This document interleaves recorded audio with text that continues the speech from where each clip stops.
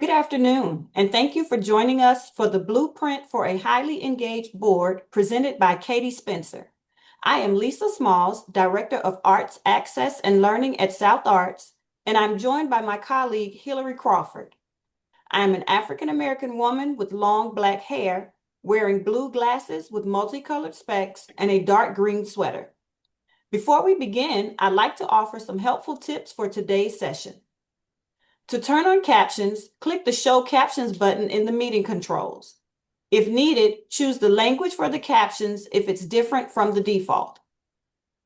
Please place all questions in the Q&A pod. We want to reserve the chat for interaction with the slides and for conversation and connection with the group. A recording of today's webinar will be housed on the South Arts website in our resources section, and registrants will also receive the link and today's presentation materials via email. Lastly, please use the link in the chat to complete a brief survey to help us better serve the field's needs and interests. I'd also like to acknowledge our partners at the NEA. South Arts empowers artists and arts administrators by expanding access to professional development opportunities. Our free Arts Admin Essentials webinar series offers timely, topic-driven sessions that respond to the evolving needs of the field, providing practical tools, insights, and industry best practices. South Arts receives support from the National Endowment for the Arts through a partnership agreement to produce webinars such as these and conduct additional programs for our constituents across the region. To find out more about how the National Endowment for the Arts grants impact individuals and communities, please visit www.arts.gov. And with that, I turn it over to you, Katie. Thank you, Lisa. Thank you. Hello, I'm Katie Spencer, and I'm a white woman of around my 50s, wearing actually and also a plain black top today, like Lisa. We are twinning. So I am thrilled that you all are here. Welcome, welcome. We are going to talk about a blueprint for a highly engaged board.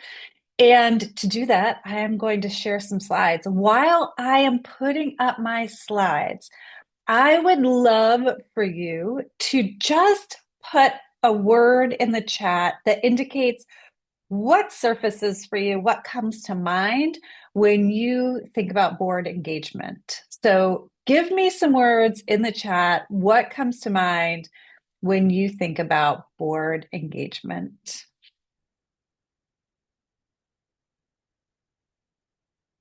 Overreach. What else? I'm going to get here we go. Great.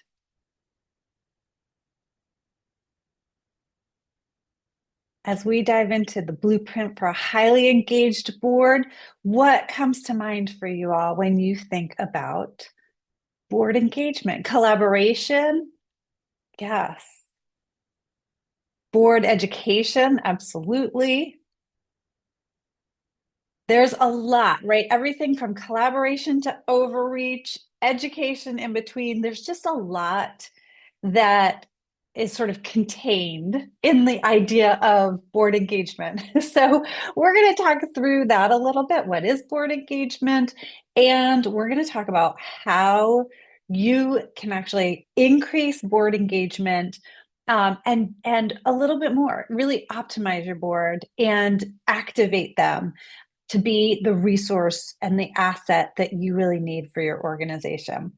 So that's what we're going to do for the next about hour. I've got slides to share, information, tactics to share. I've got questions for you to ponder and think about in terms of your own board.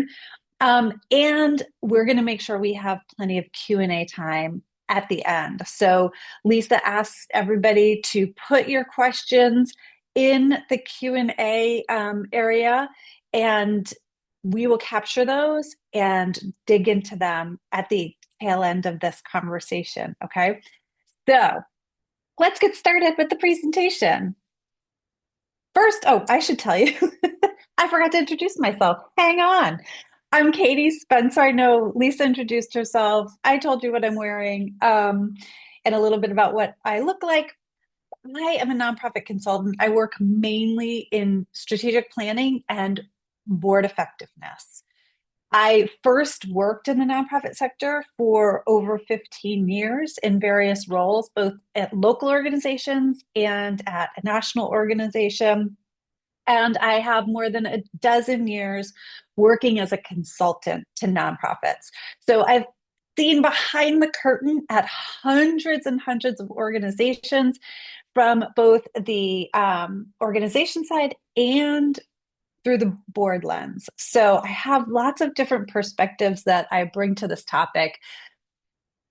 A few years ago, I really was hearing so much. I'd heard it for a long time, but it really started percolating just before COVID and then became very persistent following the pandemic.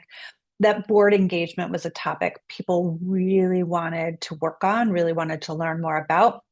So I went back through all of the board retreats I've facilitated, all of the conversations that I've had with CEOs and with board chairs around what is the challenge around board engagement? What works? What doesn't work? And then I built a framework and I've been tweaking it and testing it for the last several years. So you're going to get the framework today after it's really been power tested a lot, and that's what we're going to talk through. So here's my firm belief: every nonprofit deserves an optimized board. Your mission deserves it. You, as leaders, deserve an optimized board. And I also am going to talk about why I believe that it's becoming more and more paramount that we really have highly effective boards. So, the defining feature of the era right now is just disruption, right? We look back, COVID was the first massive disruption. There were already things, I think, in play. Obviously, we think about technology that were disrupting the nonprofit sector. And then the big one, of course, was COVID. And since then, we have had financial, political, and and AI, a lot more disruptive things coming our way over and over. And that's a lot to take in, to absorb, to adjust for, and then prep for the next one, right? And we haven't really been able to prepare for these disruptions. They just keep coming. In my opinion, through lots again of years of working with nonprofits and your boards, I truly believe that one of the most important strategies for stability through all of this disruption, um, continuity of leadership through all of this change, is a really healthy, activated, strategic board. We need them to be governing and leading more effectively than they have just in general over the past decade or so. And, we also think about the external disruptions, but the pace of the world absolutely has changed. We are also seeing decreased CEO tenure. So the time frame that we have continuity in our executive leadership is decreasing. So how do we create continuity in our other leadership body, our board? So that again, I think is just really paramount when we think about all of the pace of change, all of the disruption happening around us in the world.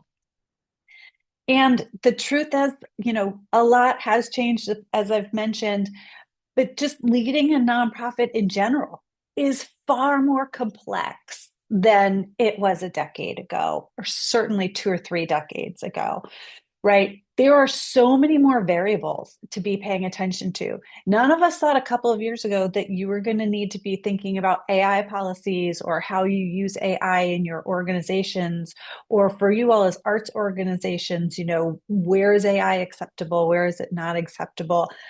There are just so many variables that are coming into play in terms of leading an organization. And it's more than an executive leader, or even if you're fortunate to have a really robust executive team, it's more than the internal leadership body of a nonprofit can really be continuously digesting, becoming experts on, and then implementing in your organization. So this is a place where your board is really a valuable asset if we optimize them and then we leverage them effectively. So the world has changed. Leading a nonprofit is much more complex. And then honestly, the board itself, their lives are more complex, right? So where board members maybe used to hold a leadership position at a job in the local community and serve on a board or two as part of their service to the community and their leadership within the community, we now just lead more complex lives. So getting board members to meetings, getting board members, to be attuned to all of the emails that we send, all of that is just harder. Each one of us has more distraction and more noise in our lives than we used to. That is very true for our board members, who, of course, we have that added complexity of the fact that they are volunteers. So, how do we make sure that this board service is a priority? It's doable for them, and they can fit it into this change in the world where we just have more things coming at us from a personal perspective, professional perspectives. We all are just holding more than we used to. And our engagement with our board has to take that into account.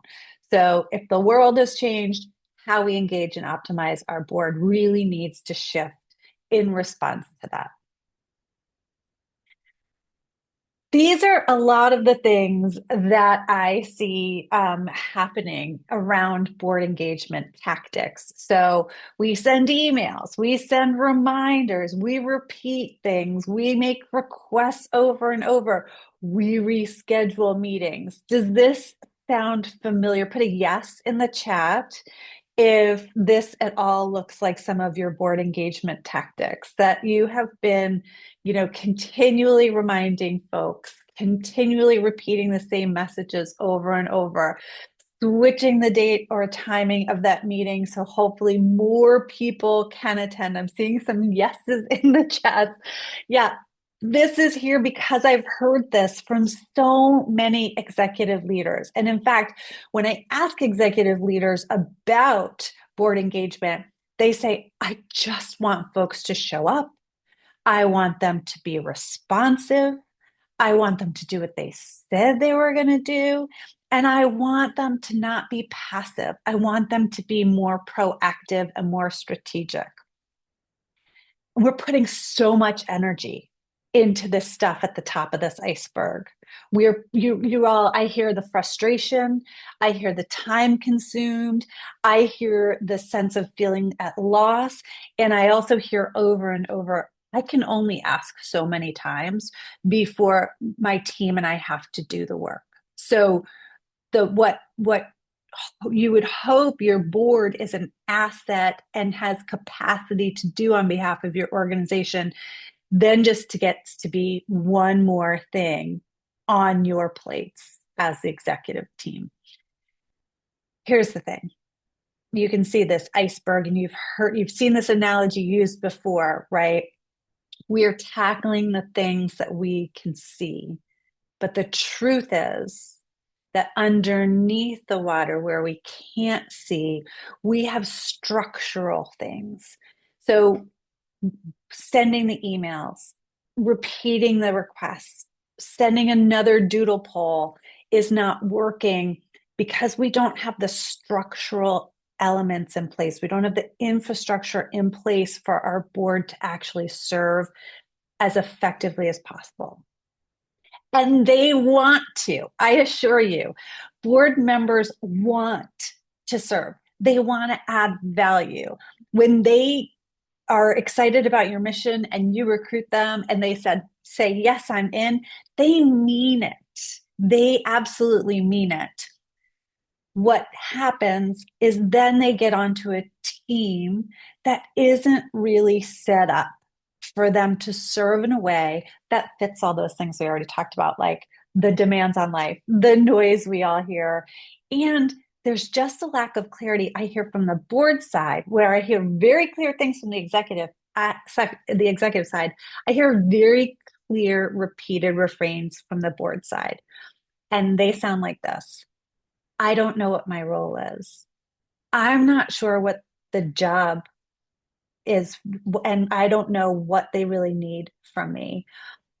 I don't feel valued or don't get any input on whether I'm adding value.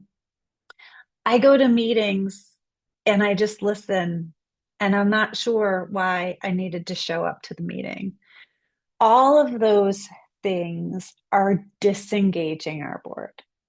So we talk about engagement, but we're not really responding to or thinking about the things under the water that are either making it hard for them to really actively participate, those lack of structures, or are actually disengaging them unintentionally. So that's what we're going to work on. I was like, we're hearing this disconnect between these two sides, both of whom really want to be effective partners, really want to do this work together and serve. What's this disconnect coming from? Why is this happening? And how can we go to the root of it and solve some of these things? That's how we get what you're seeing under the iceberg here. So there's unclear roles. That is actually the biggest thing. There's a lack of accountability systems.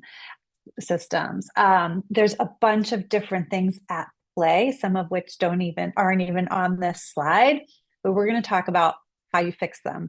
I've boiled it down into 4 pillars. So this is over a decade of to working with boards, and then the last 5 years of really going back through all of that work and thinking about what is this disconnect and how can we solve for it. The first thing is really defining the roles of the partnership. That partnership itself is extremely vital. So the partnership between the executive team and the board team is paramount. And then what are the roles within that partnership?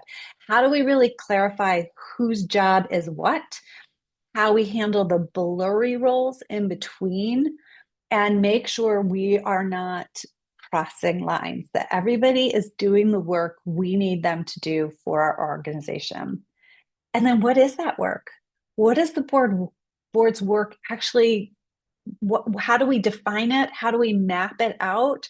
What do we need them to do? So we're going to talk about building them a work plan so it's clear to them that this year, this is not just the role we play, but this is the work we're committed to doing as a board. And then you need some systems and some infrastructure in place to make the work of the board doable, and so that they're not reinventing certain things over and over, and to solve challenges that probably executives you're experiencing on a regular basis with your board. Let's fix those with a simple process or simple system. So you're not spending time beating your head against the wall over and over, and instead are helping your board be more effective in doing that work. And then we're going to talk about a culture of leadership and accountability, putting some accountability in place and setting the board up to be an actual leadership team. Yes, the governing body, and a team of leaders that work on behalf of your organization collectively. So let's talk about this partnership, because this really is the undergirding, most important variable within this whole board effectiveness framework. You can't really achieve great mission impact, I believe, without a strong partnership between your executive team and your board. if there is some natural tension between those roles, right? Who one leads the actual organization and one oversees and governs the organization. That is going to create some natural tension. That's why this partnership is so essential.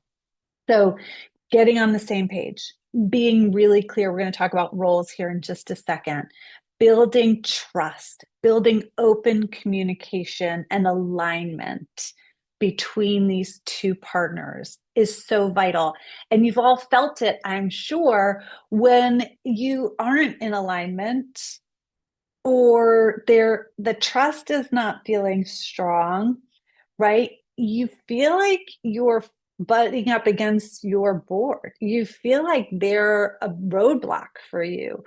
Or perhaps just, we'll talk about systems or decision making is such a great example. If your board's decision making process is not clear, then they become a bottleneck, right? They hold you up.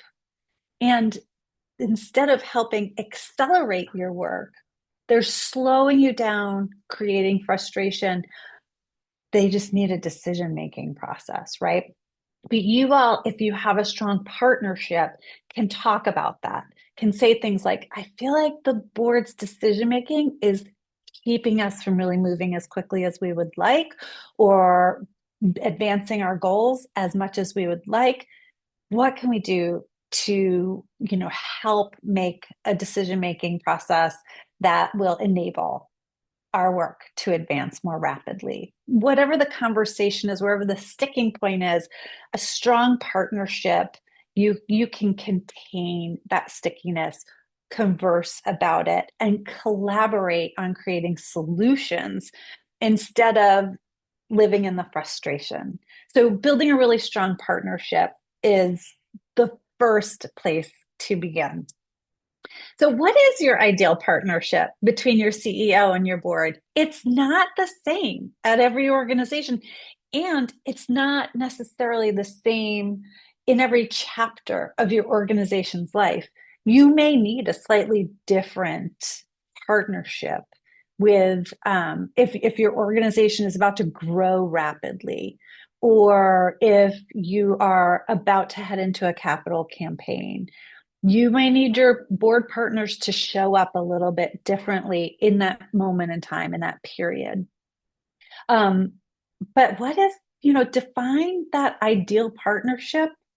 And what I encourage you to do is to meet with your partner and talk about, hey, I just want to get on the same page as we are in a new year, if you're a calendar fiscal, or if you are a July 1 fiscal year. This is a great moment to start teeing up, hey, in preparation for our next fiscal year, let's talk about our partnership and make sure that we are aligned, having the conversations we need to be having for our two leadership entities to really be moving the needle in a positive direction for our organization to the best of our ability. We're going to dive into those 4 pillars I mentioned. So if you have questions about building that strong partnership, if you want some more details about it, drop them in the question Q&A area, and we will chat through those in more detail at the end of this presentation. But that first real pillar kind of stems from that partnership conversation, or is also a great way to start your partnership conversation. Let's define the roles in our partnership for this moment in our organization's life, because they do change a little bit from time to time. When you have a newer executive director, CEO, your board is a little more involved. Or if you're a younger organization, or even just a smaller organization, your board is probably a little more involved than a larger, more mature organization with a long-standing CEO, right? So what for this moment in your organization's life is the right role for the executive leader to fill and for the board to fill? So here are some general roles for the board. So this is sort of generic for most organizations, and we're going to talk about some blurry lines. But the board's role is something that, again, I hear from board members over and over and over. I don't know what my role is. And then I hear from the executive leadership, they're not stepping up. They're not serving the way I need them to. A lot of it comes from a lack of clarity in our roles. I also hear a lot of annoyance from executive leaders, right? When the board starts to veer into my role or get a little too involved in operations, right? And I also hear from board members who are aware of that dynamic who don't want to do that. So they're being extra passive because they don't want to intrude or interfere. I had a board chair once say, like, I just wait for her to tell me what to do because I'm not really clear on what I should be doing and I don't want to overstep. So that dynamic, everybody trying to do their best but not step on toes, is actually leading to very passive board members. So let's get clear on what that role is. Absolutely. For every board, it is governance and oversight. We fall into some struggles of what does that exactly look like? And we make a lot of assumptions that people know what that looks like. So I'm not going to dive into deep here, but if you want to talk more about what does governance and action actually look like, put it in the Q&A and we can chat about that in more depth at the end of this conversation. But definitely, I mean, the board exists to provide that governance and oversight. Make sure you are a healthy, sustainable organization. Make sure you are stewarding the resources that are given to you on behalf of the public effectively, making sure you are in compliance and meeting all of the requirements of your tax status. So there are a lot of really important things that the board does that every board needs to be doing. Certainly, that includes more technical things like approving the budget. It also includes building a strong, accountable board. And this is a place where I see it gets blurry sometimes, and we'll talk about that in a second. But certainly, the board is in charge to some degree. It varies from organization to organization, but they are in charge of building their team and ensuring that their team is developing effectively. Hiring and managing the executive, that is absolutely the job of the board. And it's one that, if you've had a long-standing executive director for a long time, boards aren't really up to speed on. And I've worked with many, many boards who are heading into leadership transitions or going through them. And I coach them through that process a lot because many of them haven't done it before. They're not sure how to approach the process. They're not sure, what their role is, but absolutely the role of the board is to hire and manage. So actually supervise to some degree the executive director, not from a micromanagement perspective, of course, but from an, are we meeting as an organization our goals, and is the leadership moving and meeting our expectations and advancing those goals. The board's job is absolutely to ensure sustainability.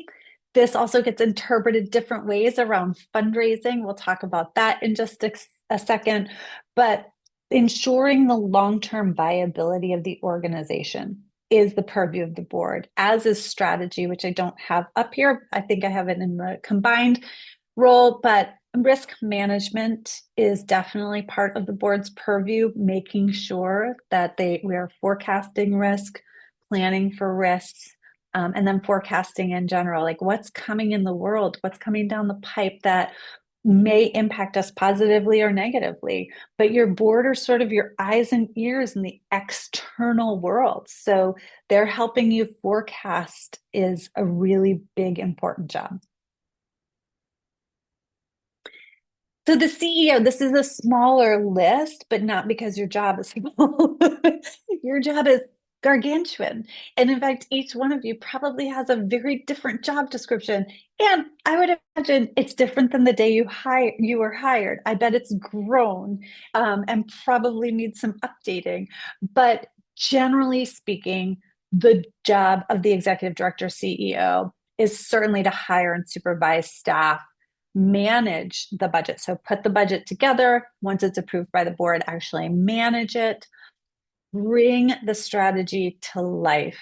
So making sure you are overseeing the operations, making sure that we are actually pursuing impact and doing everything to meet the goals that we have stated with the dollars that we have received, and then executing on strategies and achieving those results. So you're running the organization. So I've bucketed a lot of things in there because some CEOs oversee fundraising. Some have a development director who oversees them, and the CEO plays an important fundraising role, but doesn't necessarily helm the strategy of that. Some organizations, the CEO is much more involved in programming, others not so much. So it varies from organization to organization. So I know you know the millions of things that your board encompasses, that your role encompasses, but does your partner? Especially, I encourage executive director CEOs to annually update your job description so that you can also update your board partners on how your position has continued to blossom and bloom, right? Because you're constantly bringing on new things. You didn't know you had to be the AI guru a couple of years ago, and now perhaps you do. So your role is constantly evolving organically. So keeping your job description up to date is an important way for you to inform the board of how your role is evolving. Also to figure out, okay, I'm not great at this though. So where can I seek board help, or what might be my next hire because my plate is so big, and maybe we can actually expand our capacity. The other reason a role, on a slightly different topic, but I want to just mention it, is a job description is really important for you to keep up to date. Is that so if something were to happen and you are not available to lead for any extended period of time, your board would know these are the many, many things that somebody needs to cover, because their job is to manage transition, including gaps in leadership, whether that's due to illness or whatever else. So important to keep that ever expanding role of yours documented so that no balls get dropped in your absence if that were to ever happen. Then, as I mentioned, there are all these shared roles. And this is where sometimes things get very blurry and confusing in your partnership with your board. So, recruiting for boards, that is one that a lot of times is a shared responsibility that falls on the executive director, CEO's plate, because it's one of those things the board was intending to do, means to do, and doesn't get to. I highly encourage folks to put that more and more and more on the board's plate. I believe the board can handle that work. I believe the board benefits from doing that work. And I believe the executive team benefits from handing it off. Certainly, executives, I think you need to have a lot of input into like, what skills do we need? Or I have some recommendations around actual people. But taking on the whole burden of recruiting, I think that's something you can hand off as much as possible to your board. Developing vision and strategy is definitely a collaborative effort. I hear boards who say, no, they are the knowledge experts. They hold the vision. They know how to do it. But if your board isn't involved on the front end, then they sometimes don't remain aligned and in full support on the back end. So I encourage you to get your board engaged in vision and strategy from the start. Also, your board may not be the knowledge experts, but they bring perspectives and external variables to consider to the process of visioning and strategy that are so valuable that, again, I really believe this is a shared, co-created responsibility on the front end, and absolutely with the understanding that the staff are the knowledge keepers and are going to have much more of the practical sides of the vision and strategy to bring to the plate, but that the board will bring lots of great perspectives. They may nudge you out of your comfort zone in good ways, And we want them bought in to the vision and strategy from the beginning all the way through. Board engagement, I think we can work to ensure that boards own their team, right? They are a team. The board chair is the leader of the team. The board officers are, collaborators in that leadership of the board team. And that engaging the board is a big portion of their role. I see staff take that on so much and really struggle with it, especially that top of the iceberg stuff. But when boards hold one another as team members and, call and connect with each other and work together collaboratively and hold each other to account, which we will talk about in more depth, they tend to build engagement and that sense of team collaboration and energy much more rapidly. So I really encourage us to put that more and more on their plates. And we'll talk a little more about that. And then same with setting the agenda for board meetings. Again, it's work they should be involved in, and that they really can do more of. That certainly executives, your team are going to have to put together the financials and give the programmatic updates, at least the information that needs to be shared, et cetera. Because you do that work every day, you have the numbers available, you have that knowledge. But allowing the board or actually putting it on their plates to build their agenda and run their meetings is another way we get them more engaged. The more they own their work as a board team, the more they engage in that work. So the more they own their board meetings, the putting together the agenda and running and facilitating them, the more they actually engage in the meetings. And fundraising, this is an interesting one. So we make a lot of assumptions about fundraising. And I've served on multiple boards. Some boards need you to fundraise, some do not.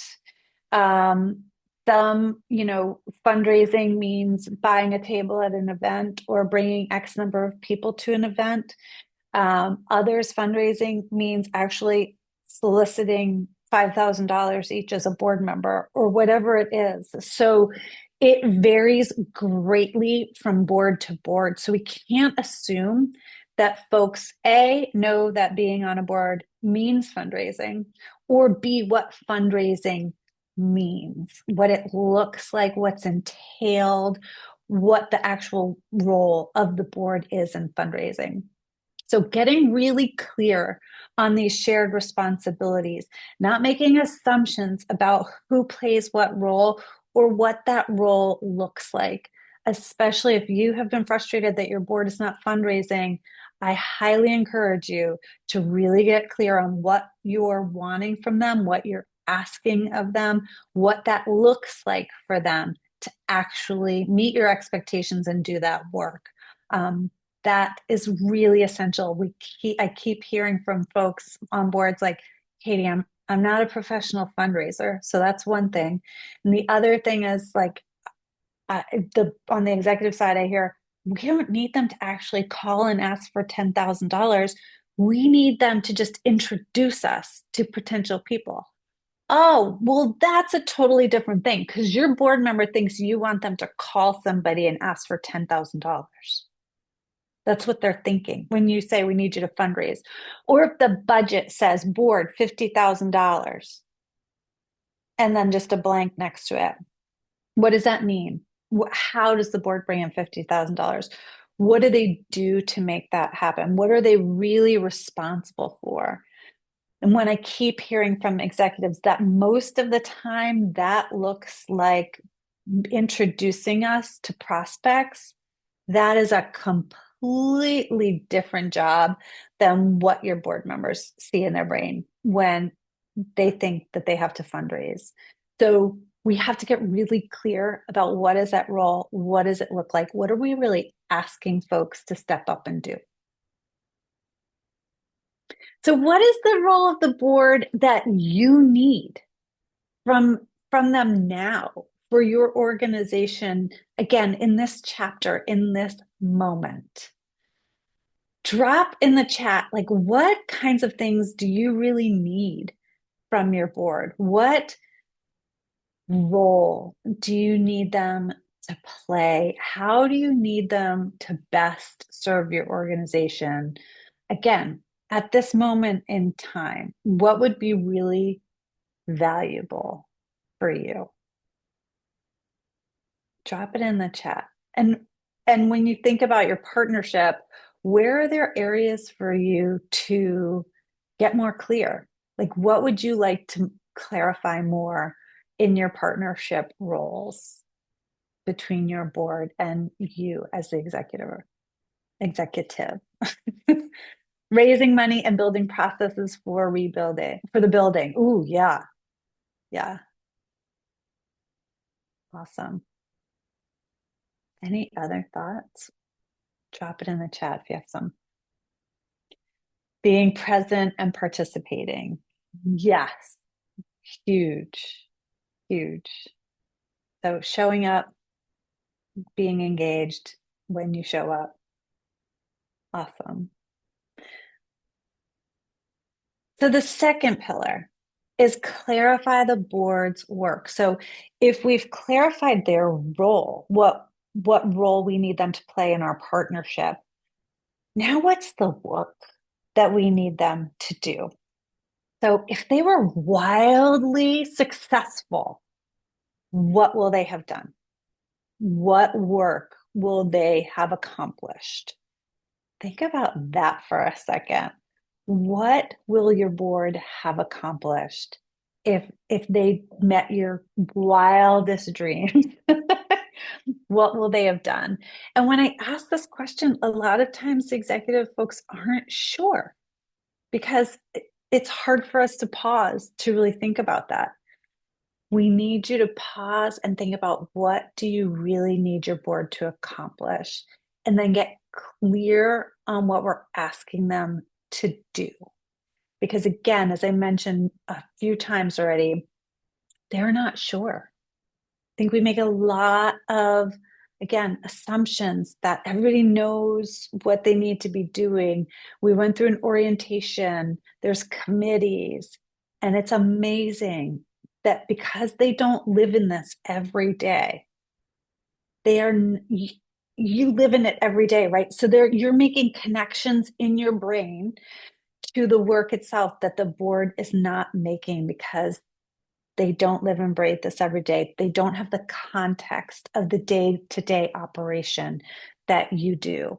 So our brains naturally make leaps based on what we already know to be true, based on what we experience on a daily basis, based on what we need, without really clearly articulating that to the other person. So they're not making those connections. So I know I have heard leaders tell me, and I know I've even witnessed them do this. I've repeated over and over the requests. I've repeated over and over what I need from them. And why I recommend that we really pull back and actually create a work plan from your board is because they need to see the whole thing mapped out. One request to another request to another request is just a string of requests in their mind. We need to pull back and give them a work plan, a clear idea of this is what we need you to accomplish in the next 12 to 18 months. And these are the priorities. We need to prioritize for them. We need to make it really clear, and we need to make sure that they know what they're activating on.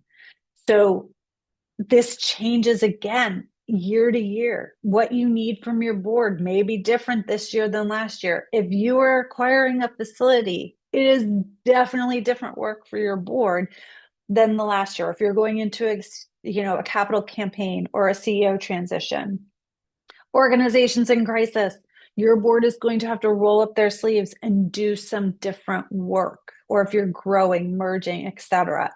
All of these things indicate very different moments in time for an organization where the work of the board is going to be distinctly different. At the same time, we probably have very clear, consistent things we need from the board. Like, again, whatever your version of fundraising is from the board side, let's get really clear of what that means. So instead of board, we need you to fundraise, or board $50,000 or whatever. That's a big number next to them in the budget. We need you to bring in 5 new relationships each, or 10, whatever the number is. But let's boil down what we actually need from them and really get clear. We need you, I have evangelize here. We need you to twice a month post social media posts. We're going to send you the we're going to send you verbiage and a photo or a story, and your job is to post it. Or we need you at these various events to speak, to shake hands, to not just show up in an event, but what is the work, what are we needing you to accomplish by showing up to that event? So just showing up is not engaging, right? This is something I want to mention, that just showing up to a meeting does not mean I'm being engaged. So if I'm just showing up and I'm just bringing my ears to a meeting, I'm not engaged. In fact, it's disengaging because it's by default a passive activity. So if I'm just showing up to a meeting, and my responsibility is to show up to 5 out of 6 meetings, that's not engaging.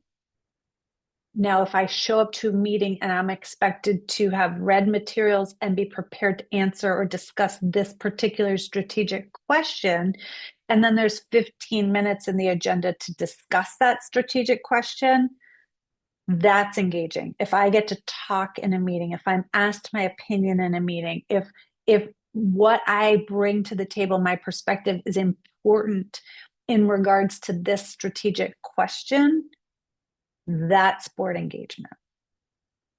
We could talk about meetings. I have a lot to say on turning board meetings into engagement opportunities, or actually taking them from disengagement to engagement opportunities. But really be clear on what is the work of the board for the next 12 to 18 months. What do we need them to do?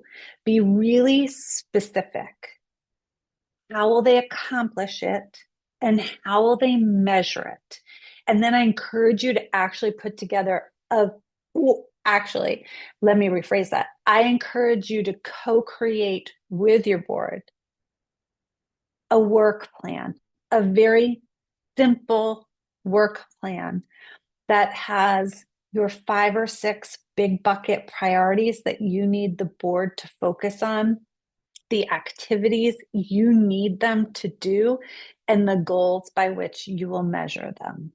So just again, to use fundraising as an example, if it's to raise $50,000, if that's the big bucket priority that you need from your board, let's get really specific. The activities are then to introduce the organization to 25 new individual donors, to sell 50 tickets to a major event, and to identify and secure 2 new corporate event sponsors. Those are the activities, and we have numbers there to measure that progress. They are then, in their committees, going to assign ownership, how they're going to actually accomplish this. So then this work needs to get assigned to a committee to actually get done. But you have numbers here you can track progress to. So when we talk about accountability in a few minutes, we can talk about how we then get them to hold themselves accountable to these things. But what is the work of the board that you need them to accomplish? And how do you break it down into activities and goals? And then here's the really important part, is that we need to let the board focus on the priorities we map out at the beginning and not keep tossing more things at them. What I hear from boards a lot is that there's a different request every month. I can't keep straight what I'm supposed to be doing. I can't keep straight what's the priority.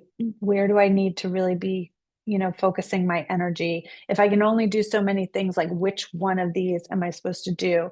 So we tend to keep lobbing things at them and it overwhelms them and then they don't do any of it. So create the work plan, stick with the work plan. And what we do is things come at us where we really need board input.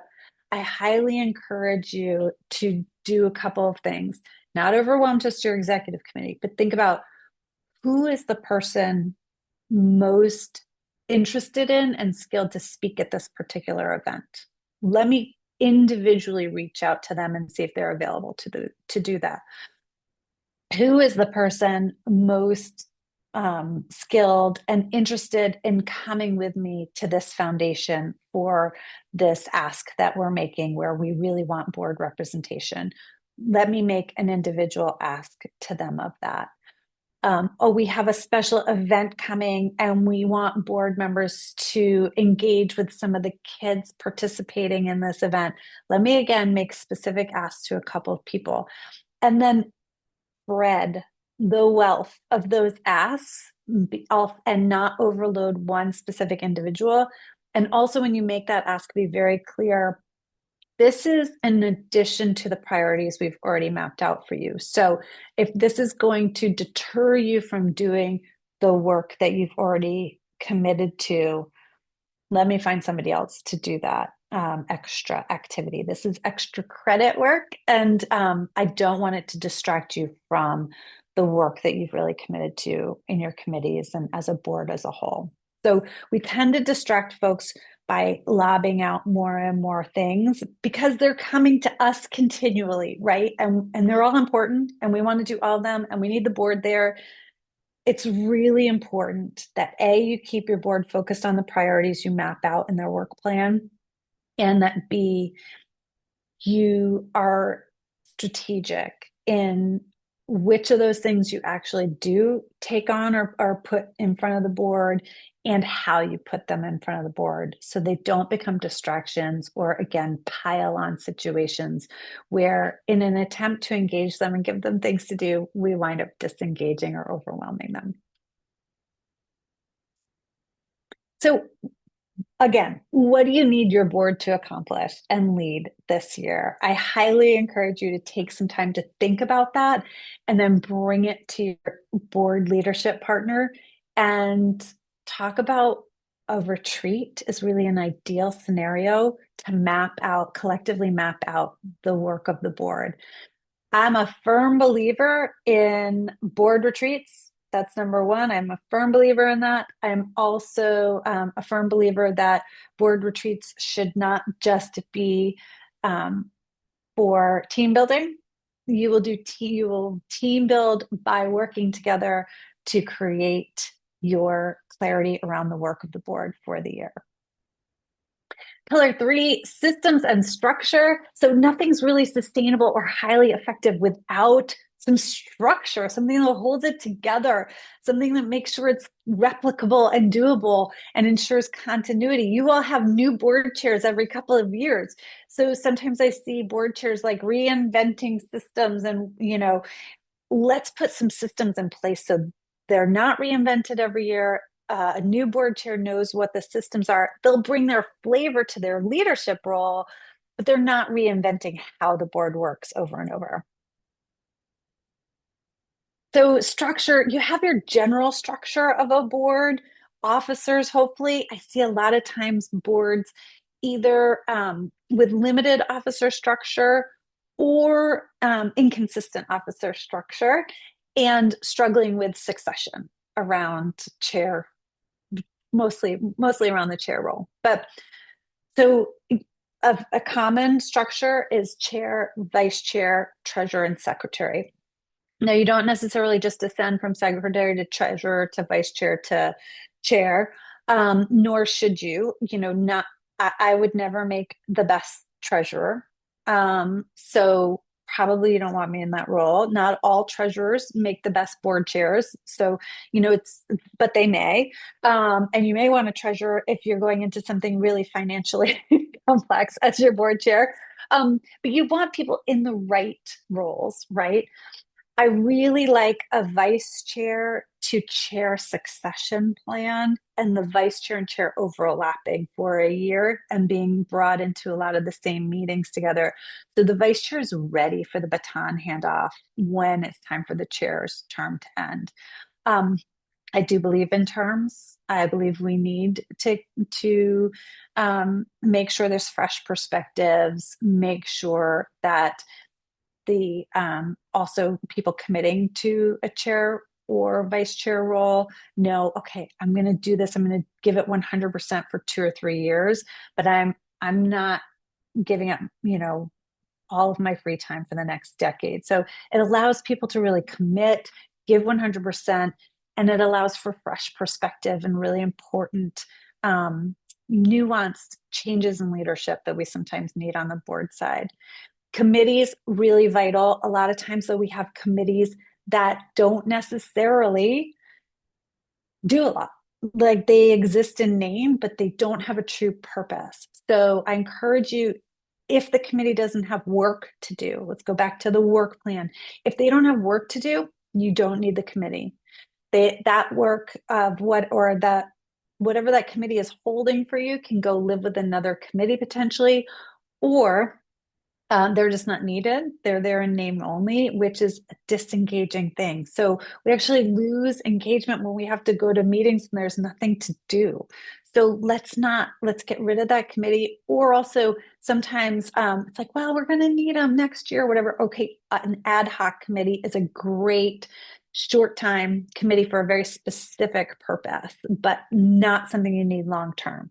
So think about your committee structure. I like your committees to really align with the board's work, which hopefully very much aligns with the strategic priorities of the organization. So your strategic plan, the board's work, and those committees being really aligned is a very good thing and creates a lot of connectivity between your strategic plan, your staff or organization, your board organization, and the committee work. Bylaws, if your bylaws haven't been reviewed in the last couple of years, I highly encourage it. Are we living into our bylaws? Are we following them? If not, why not? Do we need to change some things, or do we need to activate so we're living into them more effectively? But bylaws are there for a reason. If they are not serving you effectively, make adjustments to the bylaws. But a lot of times I see it's the reverse, that we have them and we're just not following them. So make sure your board is actually following the structure that exists for them. And then has some simple systems in place that allow the work of the board to be consistent, allows it to get handed off as term limits and also that solve recurring problems. So some simple systems that your board may have in place, or it's amazing how many times I hear they're not in place. A board calendar, a shared board Google Calendar is a great tool. And what really I love to have on there is when are all those annual compliance things? When do we have to file that 990? When is our audit typically held? Okay, we know our big events are these days. We put those things on various sheets of paper. Let's put them in one digital calendar where everyone has access. Everyone can even mesh it with their own personal or work calendar as well, which is great. But oh, right, I'm the board chair, I'm the treasurer, the audit is coming up. Or are we staying on top of our compliance? Right, the 990 needs to be filed by this time. Our budgeting process is usually this time of year. We can then anticipate those things and stay better on top of them, and we don't have to redo the calendar annually over and over. We just copy and repeat. Like these are recurring things that happen every single year. I had a board chair say, oh my goodness, I wish I'd thought of this. I every year in December give the staff, that was a really small organization of like 3 staff members, I give them a gift every year, and I forgot last year and I felt horrible. If I just had it in a board calendar, I would have remembered the gift. Not every board needs to give gifts to the staff, but for them, that was a really big board staff connectivity point. and she felt terrible that she forgot.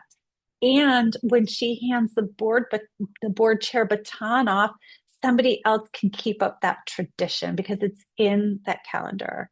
Um, Onboarding processes, we really need to bolster those onboarding processes and engage people on the front end when they're first getting involved as a board member in your organization, as well as recruitment, getting really consistent about our recruitment plan and process so we have a pipeline of board leaders ready to serve when we need them. I also really firmly believe in an annual CEO evaluation conducted by the board executive committee. That is something that if you want, when I'm going to have my email up in just a minute, I will happily share with you. If you email me, I will share with you the CEO evaluation tool that I have and give to organizations. And we're going to talk about a board dashboard because I believe that's a great accountability tool. So, but how solid do you feel your scaffolding is? Where do you need to really study the framework of your board a little bit more? Where are there structural things that are making it harder to just manage your board from the staff side or for your board to self-manage effectively? So when we build that scaffolding, we can hand more of the work off to the board because they've got a system, they've got a calendar, they've got a process, and it works more easily, and they can hand it off from term to term to term. So the last pillar is a team culture, a board team culture of leadership and accountability. Again, I'd like to think of your board as a leadership team of your organization because it is. And just like any leadership team, we need them to coalesce as a team.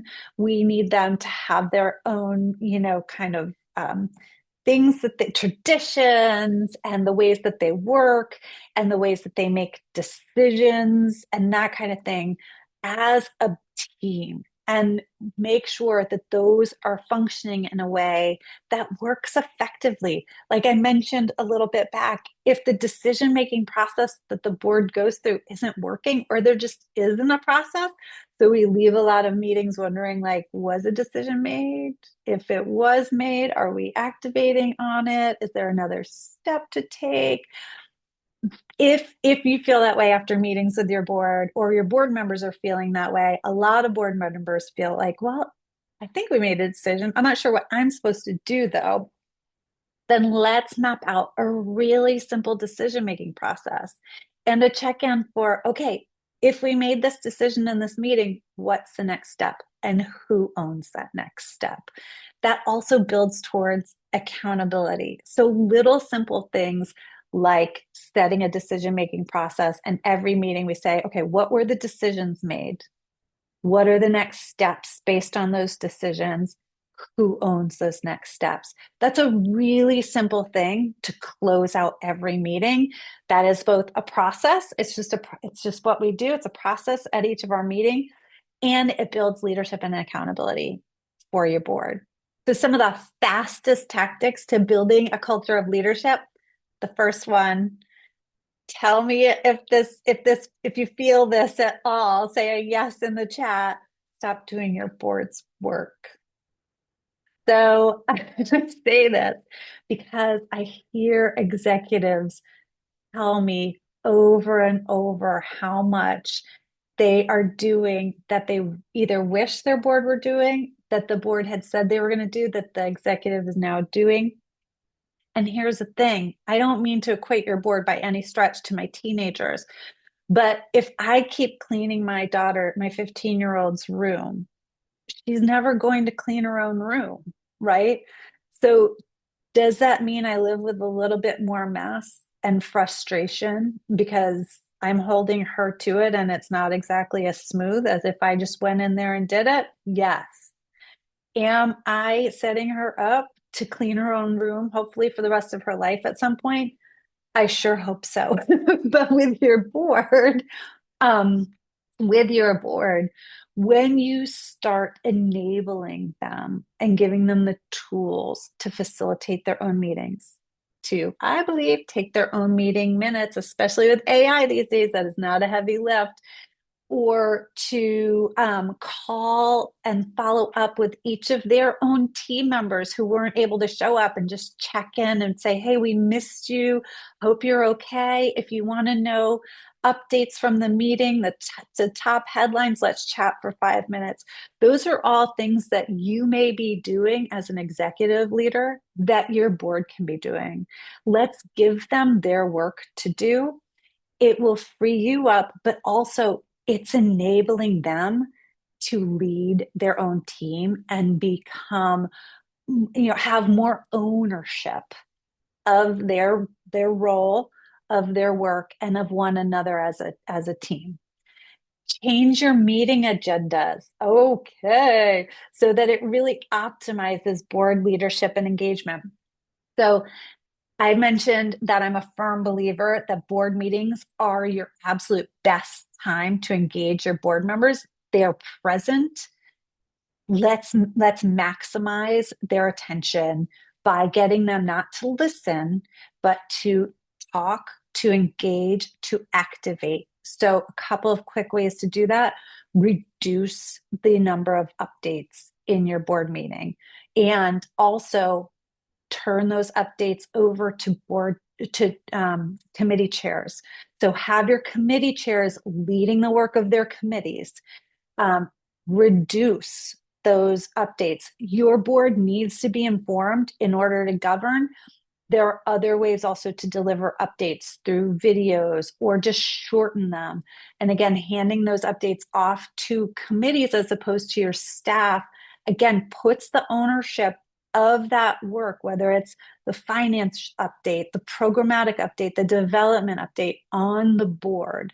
So they need to be better up to speed in order to do those updates. They need to have been doing their part in order to do those updates.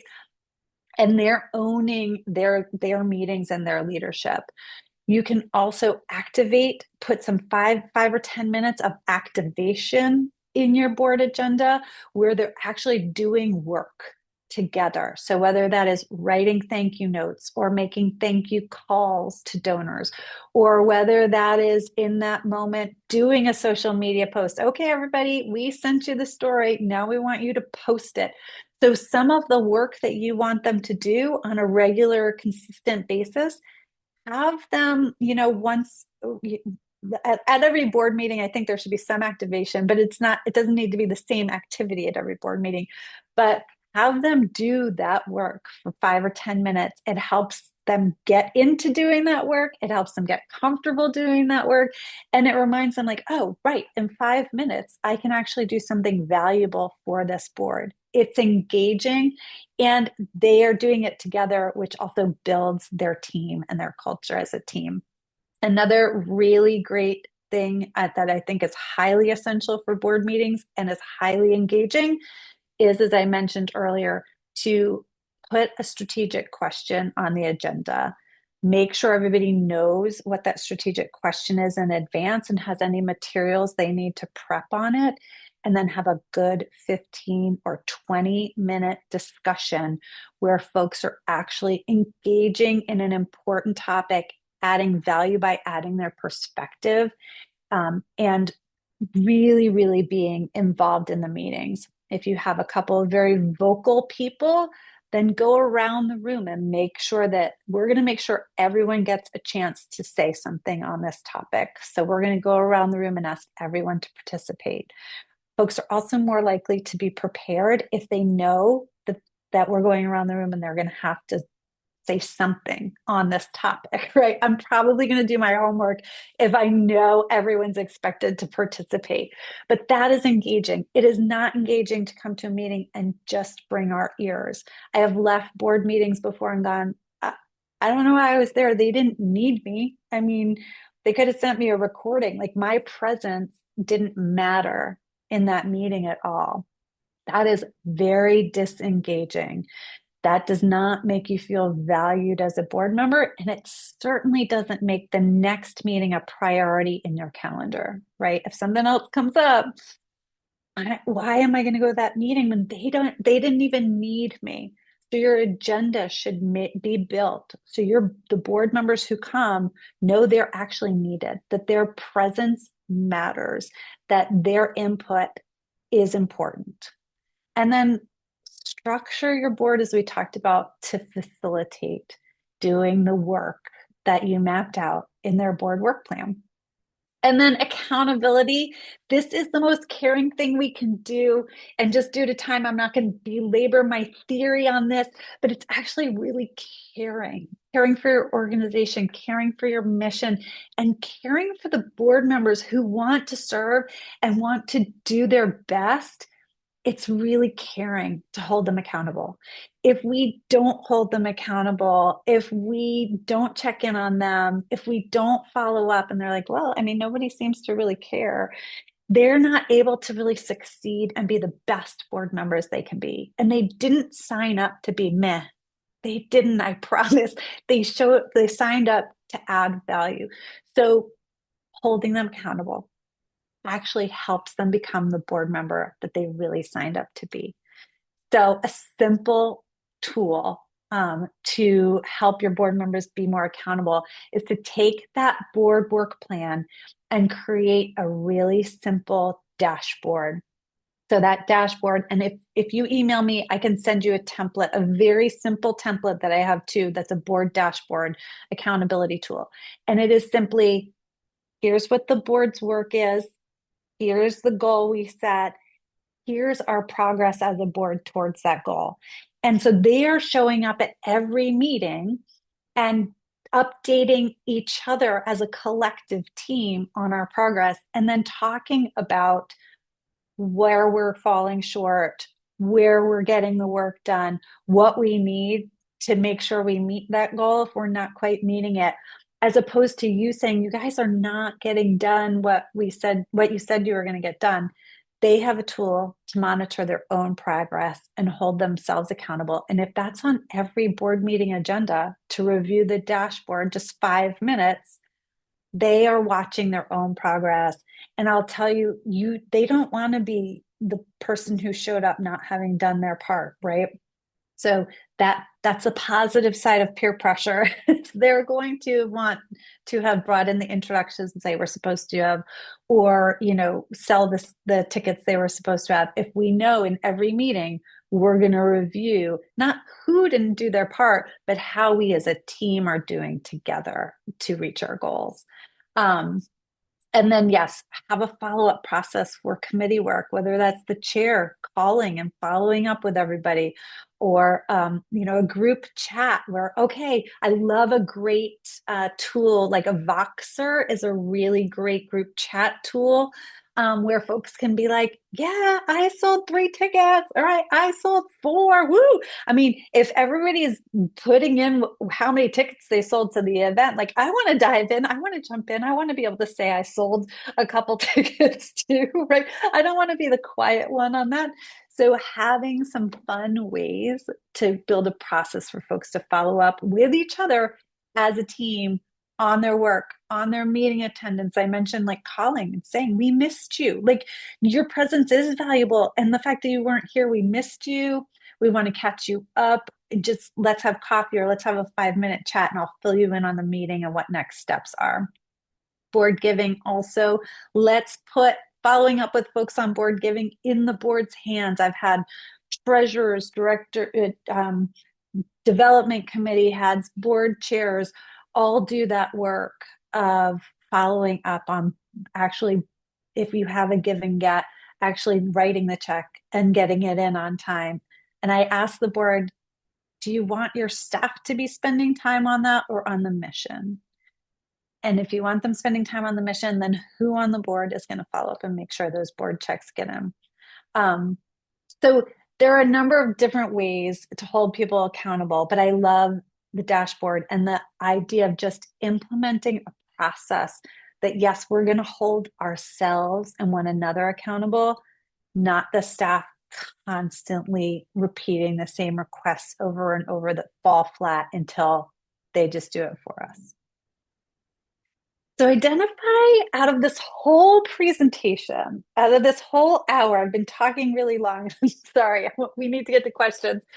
think about just a couple of things you want to focus on and prioritize. Don't try to do all of this at once, but what are a couple things you want to talk to your board partner about implementing?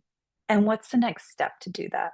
And if you get stuck as you're thinking about your next step or you're trying to move to implementation, email me. Here's my email address.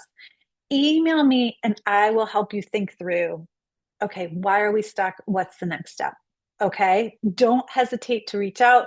You can also connect with me on LinkedIn. I'm on there a lot. I'm always sharing on LinkedIn. If I've been interviewed on a podcast or have a workshop or anything coming up. I also just share my thoughts and ideas around board stuff. Also, I send a weekly email out with tips on board stuff and strategy. If you want to get on that email list, email me and I will add you to that email list. So, with that, I have been talking too much and I want to hear from all of you about your questions. So, let's move to some questions. All right, Katie, thank you. So we have our first question, or maybe a statement. I run a family foundation. Mine is all family members. We are at a point where we need to add new members and are looking at how to transition to a more diverse community board. I need case studies and maybe an outline of how to move this forward. So, I'm sorry, was it a small family foundation? Is that what it said? I I run a family foundation Foundation. and it's Yeah. all family members. Yeah. We are at a Um, point where we need to add new members. Yes. yes. So here's my first thought. Building a matrix, even though it's all board members, putting together a really simple matrix of what are the skill sets of the folks on the board. And then what are the skill sets we're really looking for? And what are the characteristics that were perspectives that we're really striving to add to our board? So, if we have a lot of women and we are looking for some more men, it's usually the reverse, but, or we are looking for more persons of color, or we also need someone with legal acumen, and we need someone with financial acumen, and someone who's really good at marketing and communications, or somebody who's really good at strategy. A really simple matrix will help you map out what are the skill sets and the human characteristics that we are looking for to diversify our board. And then that helps you really know, okay, we're like, it helps you narrow, right, your recruitment process, um, and helps you better identify who would we like to add to our board. And then I think that is also, there's a challenge there, right? Because you probably have a very close knit, family oriented board, and you're going to start to bring in people for their perspectives, but they're going to kind of be coming into a very closed culture. So, discussion around, I think it's really important to talk about how are we going to open our culture to embrace and invite people with new perspectives? What might we butt up against as we do that? And how are we going to ensure folks feel really welcome, they belong, included, and that we brought them in because we do believe they have value? So, how are we going to make sure they feel valued, embraced, welcome, and belonging as they enter that culture? And really talking about that on the front end before you bring folks in who then are kind of like trying to enter a closed loop. Um, that's, I think, the bigger challenge. Thank you, Katie. Next question. Should the board evaluate themselves? Yes. I think it's a good exercise. I'd rather you first evaluate your CEO and executive director and make sure you have that in place. I think that the exercise of the board evaluating themselves is helpful, less about individual members, but as a body, is valuable if folks actually then do something and talk about it. So, okay, we heard from the evaluation that our meetings are not as engaging as we hoped. So let's have a discussion at our next meeting about what folks would like in those meetings. Let's talk about tweaking our agendas to be more engaging. We heard on the evaluation that we feel like there's an imbalance. Some folks do a lot, 30% of the people do all the work, and other folks don't do as much work. Let's have a conversation as a team about how we can ensure everyone is really fully participating and engaging in this team. We heard on the evaluation that, the I don't, the committee structure isn't working well. Okay, let's have a conversation about our committee structure and how we can really activate more effectively within our committees.